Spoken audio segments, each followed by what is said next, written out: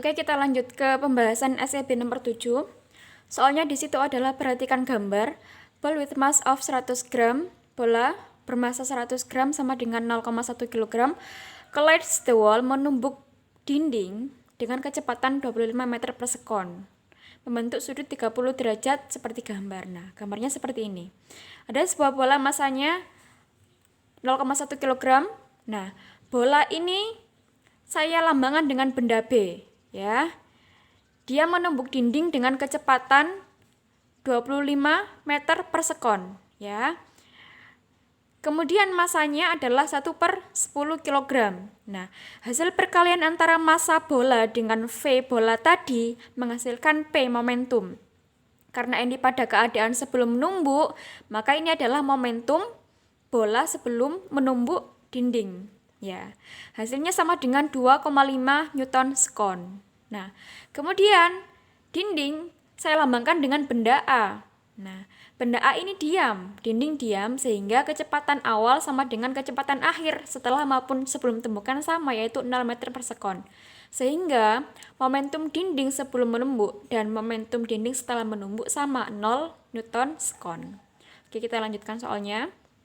Nah, setelah menumbuk dinding, bola tadi itu bounces memantul with the same velocity and same reflected angle.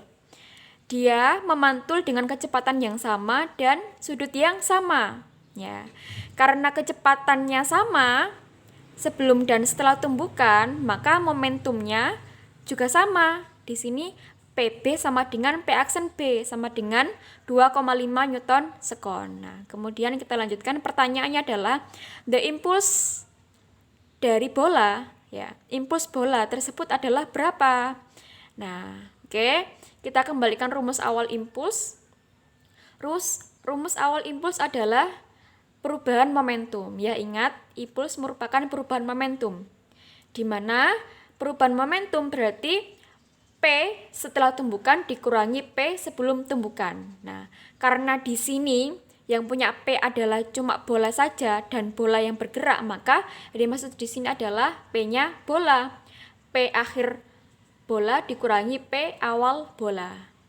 Nah, kalau di sini kalau kalian lihat, apakah bisa langsung dikurangkan P aksen B-nya dengan PB-nya sehingga hasilnya sama dengan 0? Tidak seperti itu. Karena apa? Karena kalau kalian lihat, arah vektor dari PB yang sebelum menumbuk dinding ini arahnya menuju Y positif dan X positif. Nah, sementara setelah menumbuk dinding arahnya berlawanan. Dia arahnya ke atas, ke kiri. Ke atas kiri maksud saya. Jadi arahnya ke X negatif dan Y positif. Ada dua arah yang berbeda. Sehingga tidak bisa kita langsung menggunakan perhitungan biasa. Ya, ingat kita bermain-main dengan besaran vektor yang sensitif dengan arah dan nilai positif dan negatifnya. Oke, kita lanjutkan. Nah, dari sini I sama dengan P aksen B min PB. Di sini berarti kan saya bisa ubah P aksen B ditambah dengan negatif PB, ya kan? Berarti I ini merupakan resultan dari vektor P aksen B dengan vektor PB negatif, ya. Kalau gambarnya seperti ini kan keduanya kan bernilai positif. Nah, untuk memenuhi perhitungan ini, maka PB-nya kita balik.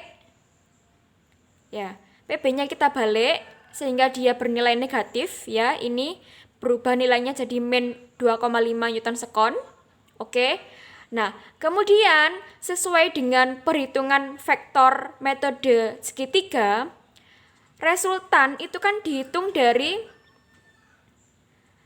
pangkal vektor pertama sampai ujung vektor kedua. Nah, kalau di sini kan tidak ketemu ya, karena ujung ketemu ujung. Nah, makanya di sini PB-nya saya pindah.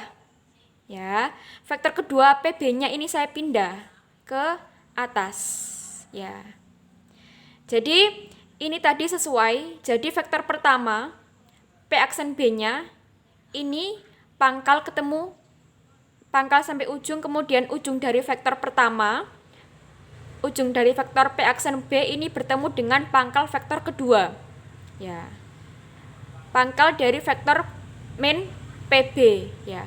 Sehingga resultannya ini kan diambil dari pangkal vektor pertama sampai ujung vektor kedua, ya. Sehingga, nah, sepanjang ini adalah impuls, ya, sesuai ya. Karena impuls merupakan resultan ini tadi, P aksen B ditambah dengan negatif PB. Ya, oke. Kemudian perhitungannya kita pakai perhitungan resultan vektor.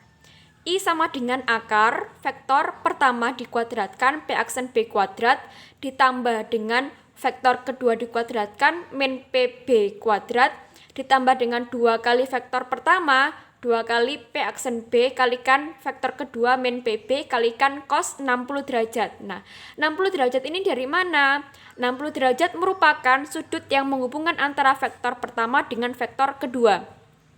Kalau kita lihat, ya, sudut yang di sini dengan yang di sini merupakan sudut yang berseberangan dalam, ya. Kalau kalian ingat-ingat materi dulu SMP matematika, ya, akan didapat sudut yang di sini berseberangan dalam dengan sudut yang di sini 30 dengan 30, sehingga di sini juga 30 derajat, ya kan? Tadi kan cuma pindah saja toh dari sini, ya.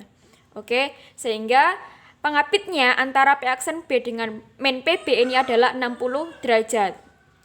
Kalau saya lanjutkan lagi, P aksen B-nya dan min PB-nya saya masukkan, jadi 2,5 kuadrat ditambah dengan min 2,5 kuadrat, ini 2-nya dicoret, oke, sehingga menghasilkan ini 2,5 kuadrat ditambah dengan 2,5 kuadrat dikurangi, ya, 2,5 kuadrat.